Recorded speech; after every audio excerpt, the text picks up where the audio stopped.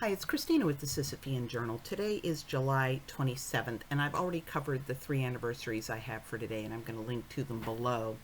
And since I already had our anniversaries, I thought I'd look for something else to cover. And I found an interesting op-ed at the website of the American Association of Pro-Life OBGYNs.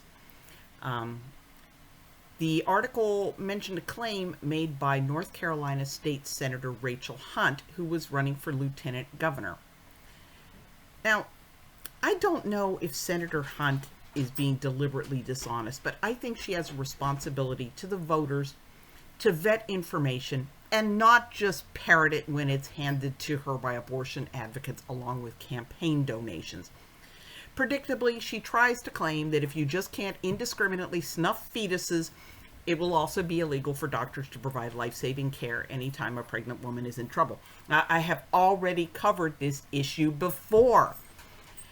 Not only are there life of the mother exceptions in every single anti-abortion law that's been drafted since the Dobbs decision, even before Roe versus Wade, even in states where it's like, no abortion, sorry, doctors were not prosecuted if they were doing an abortion in a good faith attempt to save the mother's life.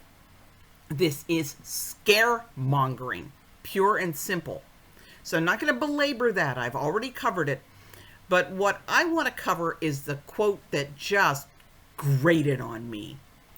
"I cannot imagine not being able to get care because you're afraid or the doctors are afraid and they leave you to bleed out in the parking lot." Excuse me? You know who's good at leaving women to bleed out in the parking lot? Abortionists. And okay, maybe not specifically in the parking lot, but they really don't seem to be too particular about the condition the women are in when they shove them out the door. I'm going to share just a few examples, and these are not all the women who were sent home to die. These are just the most egregious ones that I have details on. Okay? We have Bruce Steer, who was already on probation with the medical board for malpractice. He left Sharon Hamplin hemorrhaging in the care of his staff. He left the clinic. She was bleeding profusely and too weak to walk, so they put her in a wheelchair and pushed her out the door to her mother's car, and she bled to death on the drive home. Oops, it wasn't in the parking lot, so I guess, it's not that bad. June 25th of 1994, Pamela Colson went to Women's Medical Services in Pensacola, Florida for a safe legal abortion performed by Dr. William Keene. He put Pamela in the car, sent her home with her friends, even though she was weak. During the ride home, they noticed that she was unresponsive. They pulled over, pulled her out of the car. She's laying there in a parking lot. Yes, bleeding out in a parking lot, while bystanders performed CPR.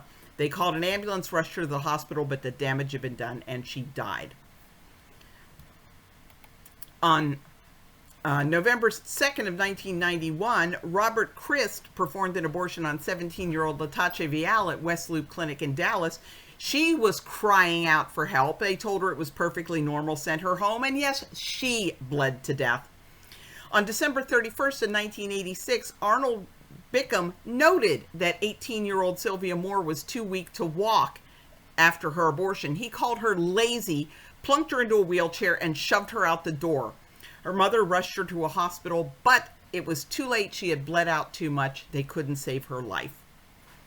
And in 1973, Evelyn Dudley underwent an abortion at Friendship Medical Center in Chicago. They sent her home with an undiagnosed ruptured cervix and vagina. She collapsed, hemorrhaging in her driveway. Oops, driveway, not parking lot. I guess it's not a problem. They rushed her to the hospital, but it was too late to save her.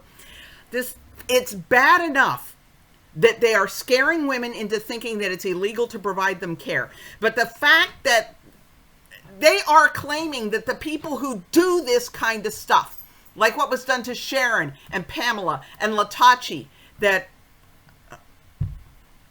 those are the people we're supposed to trust? Somebody whose staff put a hemorrhaging woman in a wheelchair and shove her out the door to die? It's absolutely disgusting. Follow the link below for some more information.